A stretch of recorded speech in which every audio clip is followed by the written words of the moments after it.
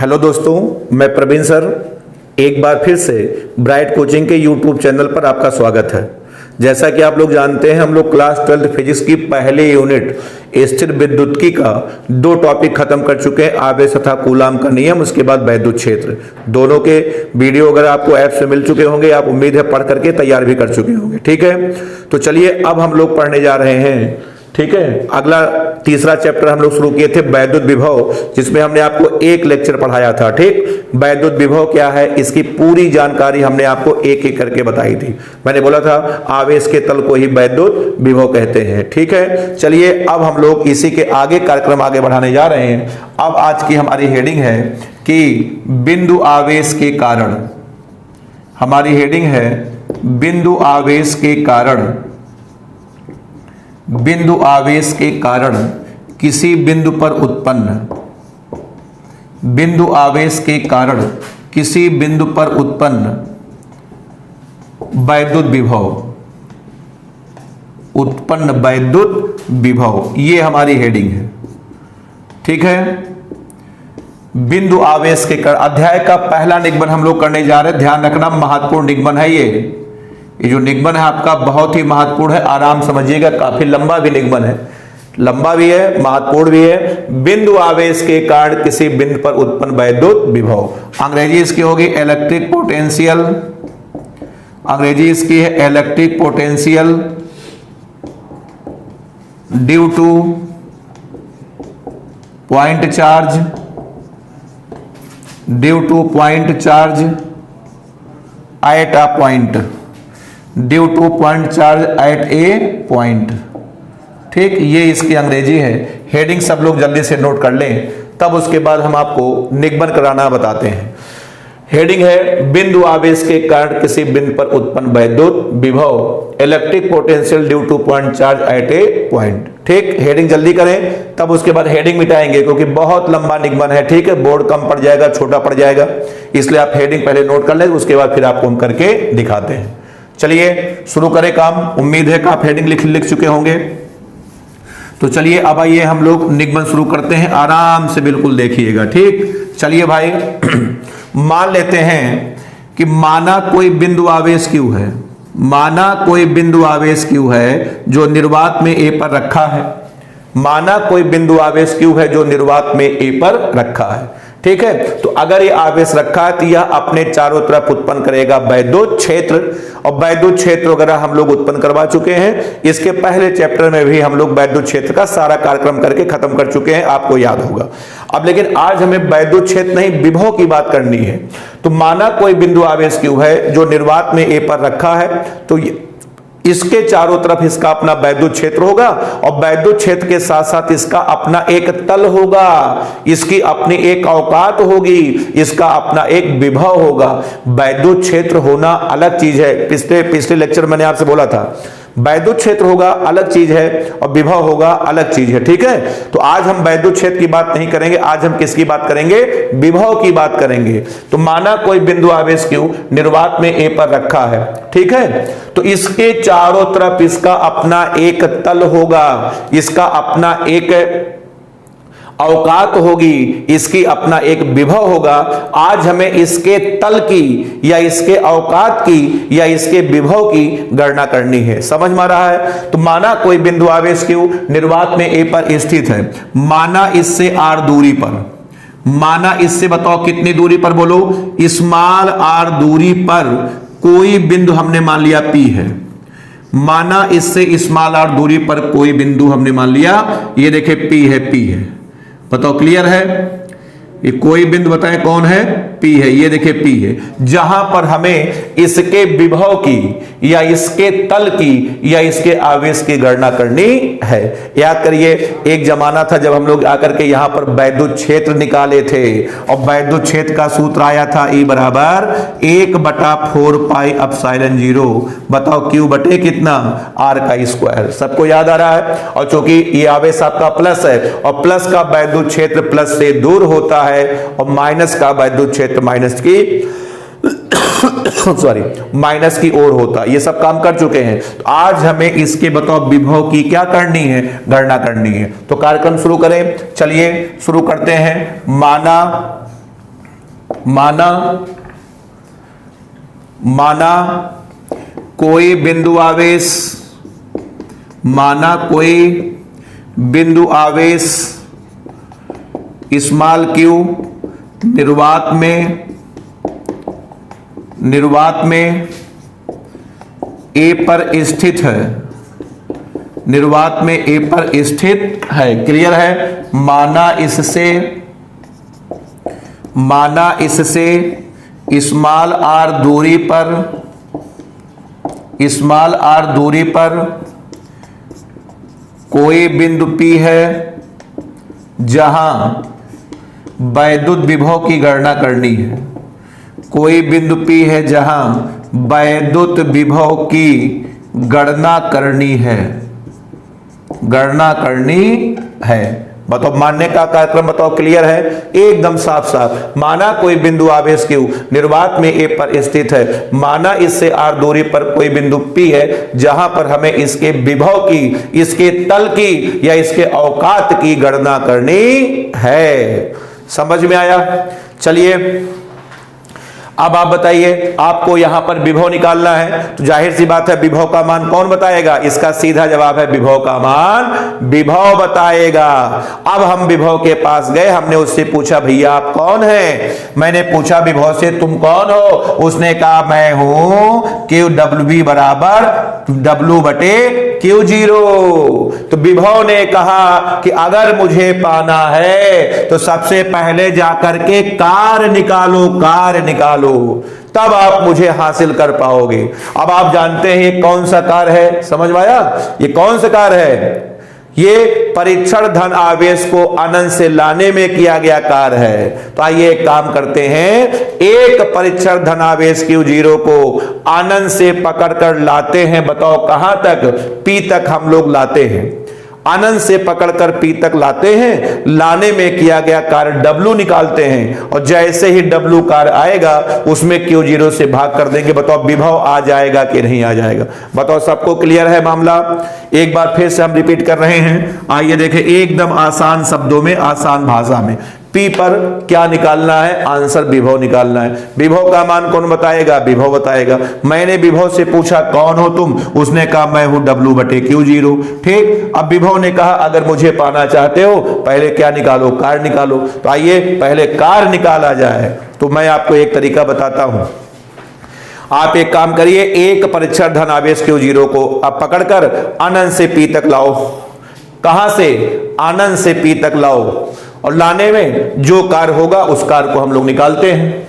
ठीक है, तो चलिए अब आइए देखें, ये हमने मान लिया, ध्यान से बिल्कुल समझना, ध्यान से। ये देखें हमने मान लिया आपका, ये आपका अनंत है, ये अनंत है। अब हम यहां से एक आवेश Q0 को पकड़कर ला रहे हैं। कहां तक? P तक। लाने में क्या निकालेंगे? कार्य W निकालेंगे। समझ में आ रहा है? लेकिन एक समस्या है, पूछो क्या समस्या? ये है कि अनंत से P तक की दूरी बहुत ज्यादा है। इतनी ज्यादा दूरी है कि हम लोग लगातार कार्य नहीं निकाल पाएंगे। अनंत से P तक की दूरी इतनी ज्यादा है कि हम लोग लगातार कार्य नहीं निकाल पाएंगे। तो आप एक काम करो, अनंत से P तक की दूरी को छोटे छोटे भागों में बांट दो। अभी हम तुमसे कहें साइकिल उठाओ, साइकिल चलाते हुए कानपुर जाओ।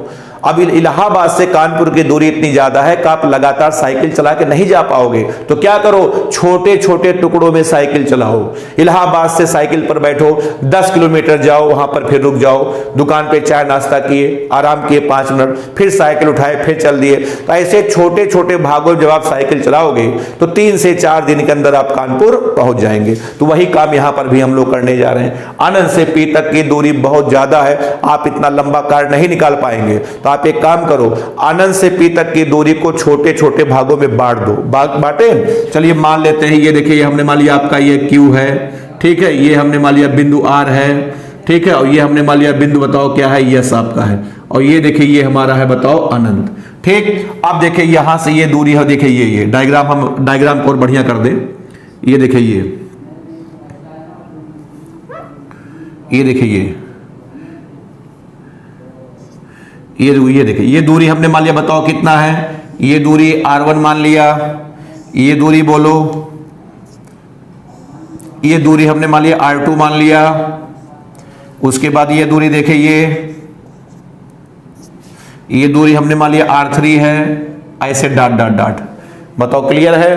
तो चलिए अब यहां पे हम साफ साफ बिल्कुल लिखने जा रहे हैं। लिखें, चलिए बिल्कुल साफ साफ हम लिखने जा रहे हैं। क्या लिखेंगे? अब हम लिखेंगे कि माना अनंत से P तक की, अनंत से P तक की दूरियां छोटे छोटे भागों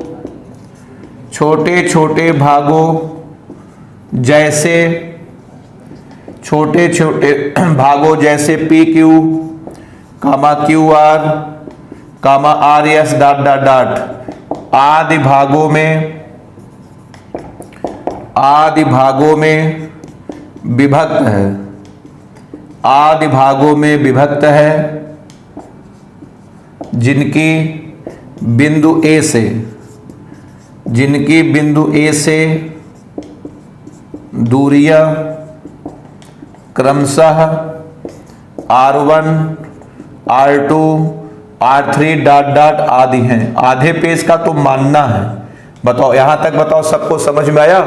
एक बार फिर से मैं रिपीट कर रहा हूं। माना कोई बिंदु आवेश Q निर्वात में A पर स्थित है। माना इससे R दूरी पर कोई बिंदु P है जहां पर हमें वैद्युत विभव की गणना करनी है। माना अनंत से P तक की दूरियां छोटे छोटे भागों जैसे PQ, QR, RS dot dot dot आदि भागों में विभक्त है, जिनके बिंदु A से दूरियां क्रमशः R1, R2, R3 dot dot dot आदि हैं। बोले हाँ, यहां तक बताओ क्लियर है? अब आप इसको जल्दी से नोट करिए, हटाएं, तब उसके बाद हम कार्यक्रम आगे बढ़ाते हैं। इसको आप नोट कर ले बढ़िया से। चलिए बहुत बढ़िया, शुरू करें काम, आगे बढ़ें। चलिए अब हम आगे बढ़ने जा रहे हैं, सब लोग देखें। हो गया मानने वाला कार्यक्रम। चलिए अब हम मान लेते हैं कि माना कोई परीक्षण धनावेश Q0 बिंदु P पर रखा है। आप मत बनाना, आप अभी चित्र में Q0 को मत दिखाना, अभी आपको बताएंगे क्यों। ठीक है, अब आप केवल देखो कुछ। ठीक है, सबसे पहले हमने मान लिया कि माना कोई परीक्षण धनावेश Q0, बताओ कहां रखा है? बिंदु P पर रखा है। ठीक, तो चलिए अब हम मानने जा रहे हैं। माना कोई परीक्षण धनावेश, माना कोई परीक्षण धन आवेश Q0 बिंदु P पर है। कहां है? बिंदु P पर है। ठीक, अब बताइए अगर आप यहां पर परीक्षण धनावेश Q0 को रखे हो, अब बताओ इन दोनों आवेशों के बीच क्या लगेगा? बल लगेगा, वैद्युत बल लगेगा। अब इन दोनों आवेशों के बीच लगेगा वैद्युत बल। तो चलिए बल निकालते हैं। ठीक, अब हम कह सकते हैं दोनों आवेशों के बीच लगने वाला, दोनों आवेशों के बीच लगने वाला वैद्युत बल, दोनों आवेशों के बीच लगने वाला वैद्युत बल। आइए इस बल को लिखते हैं Fp से, लिखते हैं Fp से। Fp का मतलब यह है कि ये उस समय का बल है जब परीक्षण धनावेश कहां है? P पर है। इसको हम लोग Fp से लिख रहे हैं, Fp से। अब आपका आ जाएगा Fp बराबर, बताइए फॉर्मूला भाई, 1/4 pi epsilon 0 Q1 into Q2 बटे कितना? R का स्क्वायर। ये आपका आ गया समीकरण नंबर 1। बताओ क्लियर है? ये है कूलाम के नियम से आया आपका है 1/4 pi epsilon 0 Q into Q0 बटे कितना? R का स्क्वायर। ये आपका आ गया, बताओ समीकरण नंबर 1। क्लियर? चलिए अब एक काम करते हैं, अब इसको हटा करके हमने बताओ कहां रख दिया? बोलो Q पर रख दिया, Q पर। ठीक है, अब इसको परीक्षण धनावेश को यहां से उठा के हमने यहां पर रख दिया। अब फिर हम लिख रहे हैं कि माना परीक्षण धनावेश, ठीक है, Q0 बताओ कहां है? बिंदु Q पर है, बिंदु Q पर है। ठीक, अब बताओ फिर दोनों के बीच में क्या लगेगा? बल लगेगा। फिर हम कह सकते हैं दोनों आवेशों के बीच, दोनों आवेशों के बीच दोनों आवेशों के बीच लगने वाला, दोनों आवेशों के बीच लगने वाला वैद्युत बल। ठीक है, आइए इस बल को लिखते हैं एफ क्यू से। इस बल को बताओ किससे लिख रहे हैं? एफ क्यू से लिख रहे हैं, एफ क्यू से लिख रहे हैं। एफ क्यू का मतलब ये है कि ये उस समय का बल है जब हमारा परीक्षण धनावेश क्यू जीरो बताओ कहां रखा है? क्यू पर रखा है। ठीक, अब आपका आ जाएगा एफ क्यू बराबर, बताओ formula 1/4 pi epsilon 0 Q1 into Q2 बटे बोलो दूरी बताओ इस समय कितनी है? दूरी आपकी है R1 का स्क्वायर। ये आपका आ गया बताओ समीकरण नंबर 2। बताओ क्लियर है? तो ये बल है जब आवेश हमारा P पर है और ये बल है जब आवेश हमारा कहां है बोलो? Q पर है। बताओ क्लियर है? चलिए यहां तक सबको बताओ क्लियर हो गया? बहुत बढ़िया। अब आइए केवल देखते जाओ बस। अभी देखो कहां से कहां हम लोग बढ़ते हैं। अब हम कह सकते हैं कि यदि Fp तथा Fq का, यदि Fp तथा Fq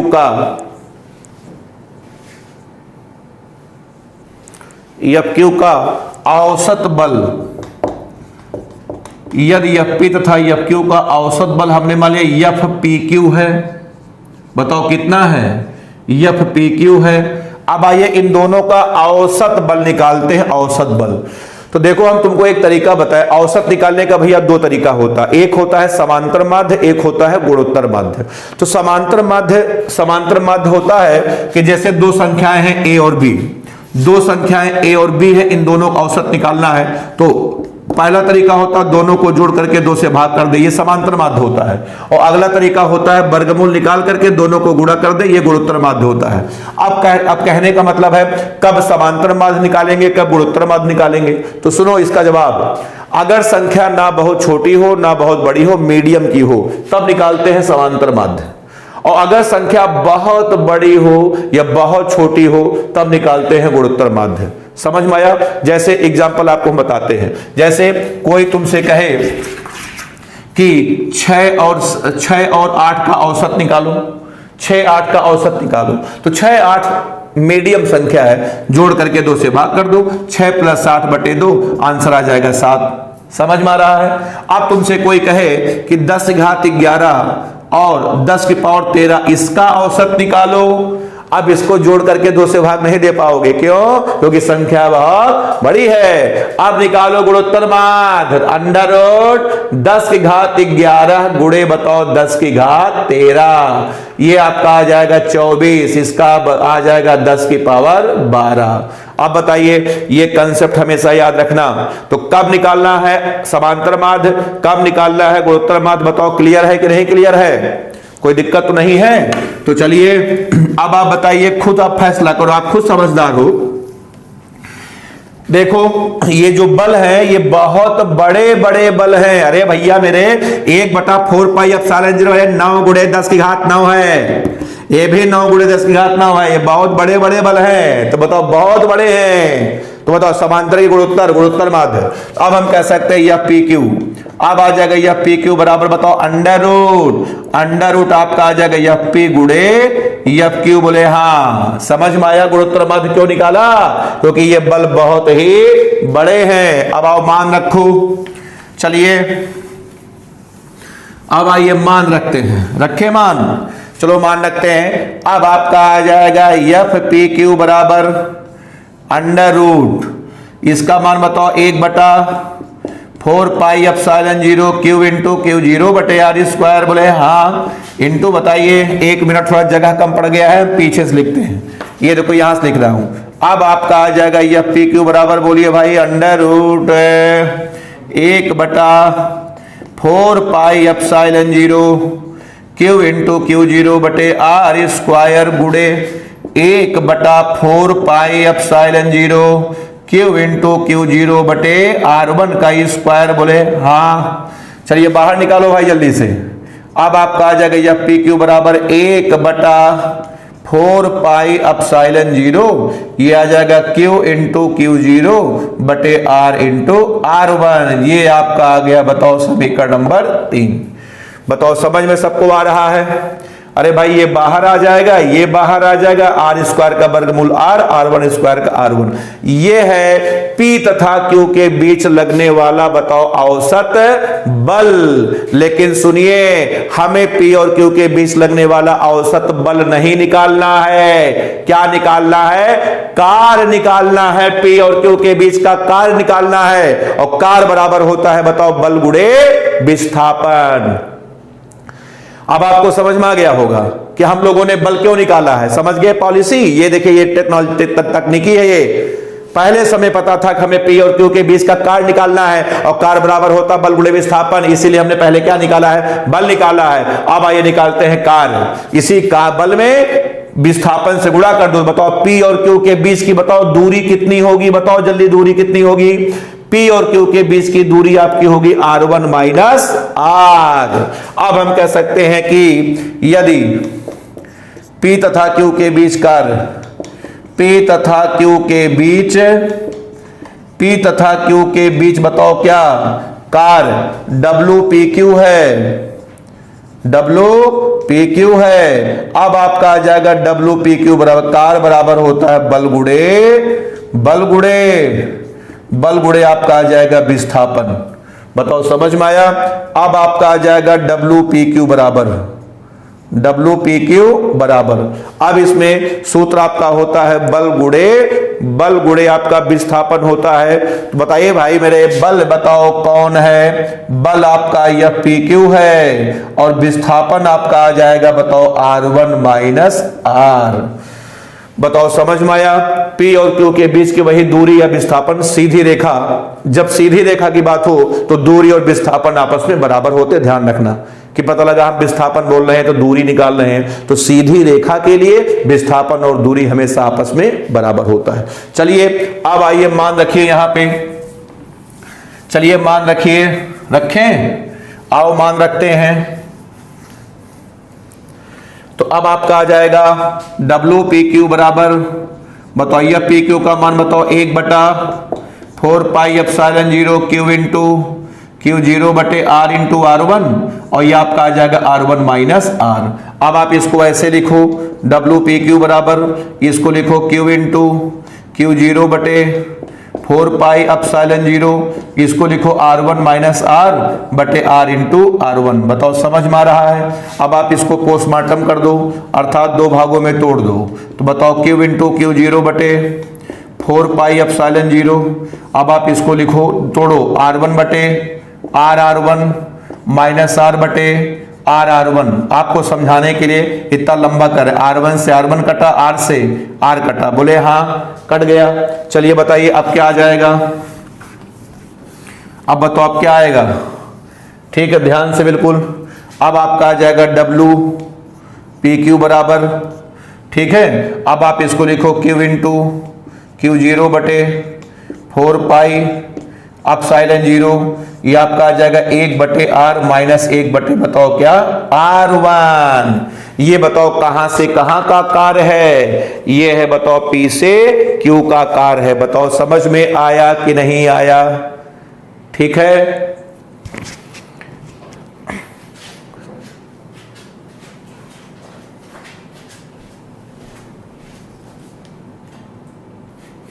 चलिए ये आपका P से Q के बीच का बताओ कार्य आ गया ना, ठीक है।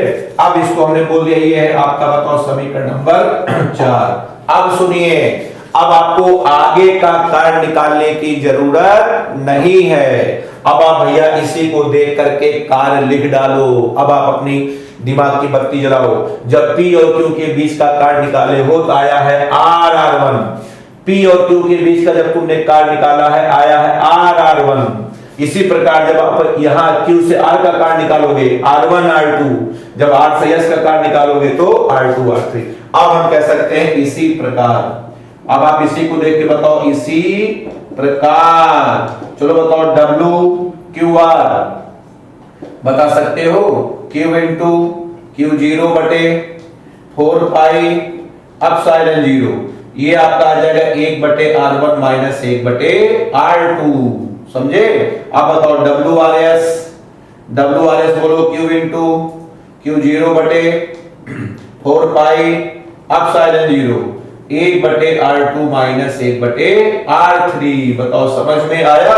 ये देखिए आपका आ जाएगा डॉट डॉट डॉट। क्लियर है? अब हमें निकालना है अनंत से p तक का कार्य, तो सारे के सारे कार्य को पकड़ कर क्या कर दो, जोड़ दो। अब डायग्राम भैया मिटा दे रहे हैं भाई, डायग्राम की हमें कोई आवश्यकता नहीं है।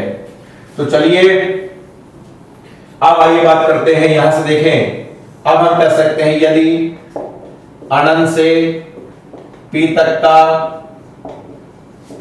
कुल कार्य, अनंत से p तक कुल कार्य बताओ कितना मान लें, कैपिटल W है, तो W बराबर आपका आ जाएगा WPQ plus WQR plus WRS plus dot dot dot. बताओ समझ में आया? अब आप जब सबको जोड़ोगे, देखो भाई ये देखो सब में कॉमन है ये चीजें, ये Q0/4 पाई एप्सिलॉन, बताओ सब में कॉमन है कि नहीं? बोले हाँ। तो W बराबर आपका आ जाएगा Q into Q0/4 pi epsilon 0। अब देखो यहां पर क्या बचेगा, यहां पे 1/R माइनस 1/R1 और plus 1/R1 minus 1/R2 plus 1/R2 minus 1/R3, ऐसे प्लस करते करते लास्ट में आएगा 1/, बताओ क्या, अनंत आएगा। अंत में 1/, अनंत आएगा कि नहीं आएगा? अब देखिए R1 से R1 कटा, R2 से R2 कटा, ये अपने आगे वाले से कटेगा, 1/, अनंत का मान 0 हो जाएगा। अब आपका आ जाएगा W बराबर Q into Q0/4 pi epsilon 0 into बताओ क्या आया, 1/, यहां पर R बचेगा, बचेगा नहीं बचेगा? अब तुम इसको ऐसे लिखो 1/4 पाई एप्सिलॉन 0, इसको लिखो Q इंटू Q0/R लिखे। अब आप जरा Q0 को भैया मेरे ले आओ नीचे, तो W/Q0 बराबर अब आपका आ जाएगा 1/4 पाई एप्सिलॉन 0 इंटू बताओ Q/R आया। अब बताइए W/Q0 कौन है? यही है आपके, बताएं कौन? विभव। आ गया कि नहीं आ गया? अब देखें आ गया, विभव का सूत्र V बराबर 1/4 पाई एप्सिलॉन 0 बताओ Q/R। ये है बिंदु आवेश के कारण किसी बिंदु पर उत्पन्न बताओ वैद्युत विभव का सूत्र। याद रखना, निगमन बहुत महत्वपूर्ण, आसान है, कुछ ज्यादा खास नहीं, थोड़ा लंबा है बस, और क्या है इसमें। रट डालो, 3 बार आप कॉपी निकाल के 3 बार अपने मन से लिखोगे, रट जाएगा, कभी जीवन में नहीं भूलेगा।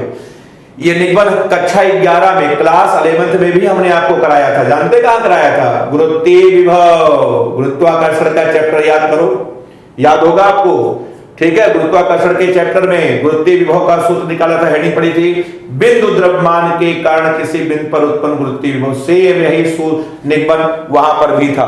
चलिए भाई, निगमन बताओ सबको क्लियर हो गया? 2-3 बार करना, बोर्ड एग्जाम में पूछा जाता है, ये बहुत महत्वपूर्ण निगमन है, ये लंबा था थोड़ा। प्लानिंग देखो, निगमन में देखो प्लानिंग, देखो प्लानिंग समझो, क्या प्लानिंग से निगमन किया गया है। हमें अनंत से P तक का कार्य निकालना था, इतनी लंबी दूरी है, इतना लंबा कार्य थोड़ी निकाल पाएंगे। फिर हमने दिमाग लगाया, अनंत से P तक की दूरी को छोटे छोटे भागों में बांट दिया, PQ QRS। तो हमने पहले PQ का कार्य निकाला, फिर QR का, फिर RS का, ऐसे करते करते हमने निकाल करके जोड़ दिया, आपका आंसर आ गया। बताइए क्लियर है निगमन? चलिए अब आपको हम छोटी छोटी कई सारी बातें बताते हैं, एक एक करके देखें। चलिए पहला पॉइंट, काव्य सौंदर्य आपको बता रहे हैं, छोटे छोटे ढेर सारे पॉइंट। देखिए पहला काव्य सौंदर्य आपका ये है कि अगर कोई आवेश रखा है Q, मान लिया निर्वात में A पर रखा है, अब हमने माना इससे बताओ कितनी दूरी पर, R दूरी पर हमने मान लिया कोई बिंदु P है। यहां पर अगर आपसे पूछा जाए विभव का सूत्र, तो विभव का सूत्र मैं निकाल चुका हूं कि V बराबर 1/4 पाई एप्सिलॉन 0 इंटू बताओ Q/R। बोले हाँ। आप सुनिए अगला देखें, अगर हमने मान लिया कोई आवेश है -Q, A भी A पर रखा है, और माना इससे बताओ कितनी दूरी पर, माना इससे R दूरी पर, हमने मान लिया कोई बिंदु, फिर मान लिया P है। अब यहां पर विभव का सूत्र होगा V बराबर 1/4 पाई एप्सिलॉन 0 -Q/R। ध्यान रखना, इसका मतलब विभव के सूत्र में आवेश का मान चिन्ह सहित रखते हैं। अभी तक कूलाम का नियम हो चाहे वैद्युत क्षेत्र हो, दोनों के सूत्र में आवेश का मान चिन्ह सहित नहीं रखते थे। क्यों? क्योंकि दोनों सदिश राशि थे, दोनों में दिशा होती थी, तो चिन्ह दिशा बताने में बिजी रहता था, उसके पास इतना टाइम नहीं था को सूत्र में आए। लेकिन विभव में ऐसा नहीं है, विभव भाई अदिश राशि है, विभव में दिशा होती नहीं है, तो चिन्ह दिशा बताएगा नहीं, तो फालतू है बैठा है, इसीलिए बताओ सूत्र में आ रहा है। अब मैं कह सकता हूं कि अतः, अब मैं कह सकता हूं भाई विभव के सूत्र में, विभव के सूत्र में आवेश का मान, विभव के सूत्र में बताओ किसका मान? आवेश का मान चिन्ह सहित रखते हैं। आवेश का मान चिन्ह सहित बताओ रखते हैं, याद रखना। वैद्युत क्षेत्र में ऐसा नहीं होता था, ठीक है, कूलाम के नियम में भी ऐसा नहीं होता था, लेकिन वैद्युत क्षेत्र के सूत्र में आवेश का मान चिन्ह सहित रखते हैं। अब आप बताइए, पहला पॉइंट बताओ सबको क्लियर है कि नहीं क्लियर है? तो भैया प्लस का विभव प्लस होगा और माइनस का विभव माइनस होगा, ठीक, क्योंकि विभव अदिश राशि है, विभव में दिशा नहीं होती। क्लियर है सबको? अब आइए आपको बताते हैं पॉइंट नंबर 2। एक पॉइंट सबका बताओ हो गया।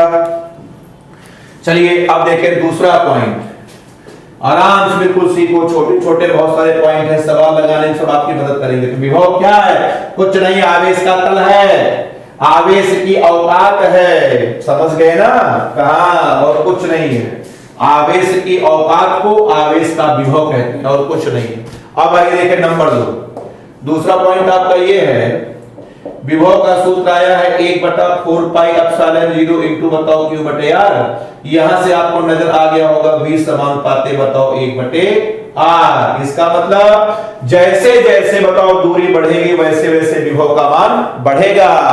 इसका मतलब जैसे जैसे आप बिंदु आवेश से दूर जाओगे उसका विभव लगातार घटता जाएगा। सही बात है, जैसे जैसे आप अपने घर से दूर जाएंगे आपकी औकात घटती जाएगी। आप अपने घर से जितना दूर जाओगे आपकी औकात, आपका जो तल है लगातार घटता जाएगा। समझ में आया? अब हम कह सकते हैं अतः, ठीक है, बिंदु आवेश से दूर जाने पर, अतः बिंदु आवेश से दूर जाने पर उसका विभव, बिंदु आवेश से दूर जाने पर उसका विभव बताओ क्या होता है? उसका विभव घटता है। और चलते चलते r बराबर अनंत पर, जब आप चलते चलते कहां पहुंच जाओगे? अनंत पर पहुंच जाओगे, तो वहां पर बताओ विभव का मान बताओ घट करके बोलो 0 हो जाएगा। सही बात है। अगर हम आपसे पूछे कि बताओ अनंत पर तुम्हारी औकात क्या है? आंसर 0 है। अभी हम तुमसे पूछे कश्मीर में तुम्हारी औकात क्या है? आंसर 0 है, ठीक है, क्योंकि कश्मीर आपके लिए अनंत पर हो गया, वहां पर आपको जानने वाला कौन है, इसलिए वहां पर आपका कोई औकात कोई तल नहीं है। तो जैसे जैसे आप बिंदु आवेश से दूर जाएंगे बताओ विभव का मान लगातार घटेगा, और चलते चलते जब आप पहुंच जाएंगे अनंत पर विभव का मान घट करके 0 हो जाएगा। बताओ कितने पॉइंट हुए? बोलो 2 पॉइंट हो गए। सॉरी, नोट कर लिए सब लोग। अब आप इसके बाद देखिए पॉइंट नंबर 3। अब आप देखिए तीसरा पॉइंट आपको हम बता रहे हैं, ठीक है। देखिए तीसरे पॉइंट में आपको बता रहा हूं V तथा R के बीच ग्राफ, V तथा R के बीच ग्राफ। तो देखिए ग्राफ आपको बना के दिखाते हैं। V बराबर आपका आया है 1/4 पाई एप्सिलॉन 0 इंटू क्यू बटे आर। बोले हाँ, यहां से V समानुपाते 1/r। वैद्युत क्षेत्र में हमने आपको ग्राफ समझाया था, क्या होगा सबको, क्या बनेगा? अति परवलयाकार। देखें सब लोग, ये आपका x अक्ष है, ये बोले y अक्ष, y अक्ष पर हमने किसको लिया है? b को, x अक्ष पर लिया हमने r को। ये देखिए ग्राफ बन जाएगा ये, और ग्राफ का हिंदी में नाम है अति परवलयाकार। अंग्रेजी में इसको बोलते हैं हाइपर बोला। ये है आपका ग्राफ बन करके तैयार हो गया। बताओ समझ में सबको आया? बताओ कितने पॉइंट हुए? आपके 3 पॉइंट हुए। क्लियर है? अब बताओ ईमानदारी से देखो, कंफ्यूज मत होना। वैद्युत क्षेत्र अलग था, विभव अलग है। जैसे कोई छात्र हैं, किसी मोहल्ले में रहते हैं, तो उनके कमरे के चारों तरफ उनका अपना क्षेत्र होगा, लोग उनके जानने वाले होंगे, ये अलग चीज हो गई। लेकिन इसके साथ साथ छात्र का अपना एक तल होगा, अपनी औकात होगी। जैसे ईमानदार है तो ईमानदारी की औकात होगी, गुंडे हैं तो गुंडे की, ये मतलब है। तो क्षेत्र हम लोग पढ़ के कब तक खत्म कर चुके हैं, हम लोग विभव पढ़ रहे हैं, ध्यान रखना विभव पढ़ रहे हैं। बताओ समझ में सबको आ रहा है, क्लियर है, कोई दिक्कत नहीं है आपको? चलिए आइए अब हम आगे आपको बताते हैं। 3 पॉइंट आपके हो गए, आइए अब हम लोग आगे चलते हैं। ठीक, तो विभव के बारे में देखो 3 पॉइंट आपके हो चुके हैं। अब आइए हम आपको आगे बताते हैं, इसके आगे। ठीक, देखें अब हम यहां लिख रहे हैं हेडिंग, विभव के अध्यारोपण का सिद्धांत। विभव के अध्यारोपण का सिद्धांत। ठीक, अंग्रेजी इसकी principle of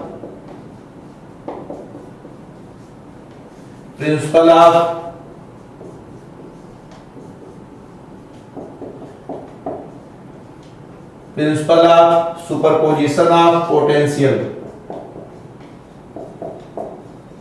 principle of superposition of potential. बहुत छोटी सी बात है, बहुत छोटी सी बात को हम लोग कहते हैं विभव के अध्यारोपण का सिद्धांत कहते हैं। विभव के अध्यारोपण का सिद्धांत हम लोग कहते हैं।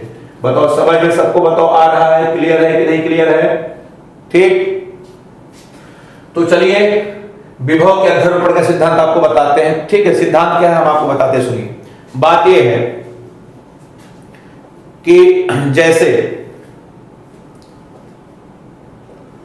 एक छात्र है 10 रोटी खाते हैं, दूसरे 20 खाते हैं, तीसरे 30 खाते हैं, अलग अलग। ठीक है, अच्छा अगर तीनों छात्र एक जगह पर चले जाएं, बताओ कुल कितनी रोटी खाएंगे? 10 + 20 + 30। बस इसी बात को कहते हैं विभव के अध्यारोपण का सिद्धांत। क्या है हम आपको बताते हैं। जैसे मानिए एक आवेश आपका Q1 है, ये देखिए यहां पर आपकी दूरी R1 है, यहां पर बिंदु P है। ये देखिए दूसरा आवेश आपका है Q2, ये है दूरी आपकी R3। ये देखिए यहां पर हमने मानिए एक आवेश आपका है Q3, ये दूरी है बताओ कितनी? R3। बताओ समझ में आया? 3 आवेश हैं R, ठीक है। अब अगर इन तीनों के कारण P पर विभव पूछा जाए, इन तीनों आवेशों के कारण अगर बिंदु P पर विभव निकालना हो, तो बिंदु P पर जो कुल विभव होगा वो तीनों आवेशों के विभव के योग के बराबर होगा। बस इसी बात को कहते हैं विभव के अध्यारोपण का सिद्धांत। एक बार फिर से, बिंदु माना किसी निकाय में 3 आवेश रखे हैं, तो बिंदु P पर जो परिणामी विभव होगा वो तीनों आवेशों के योग के बराबर होगा, बीजगणितीय योग के बराबर होगा।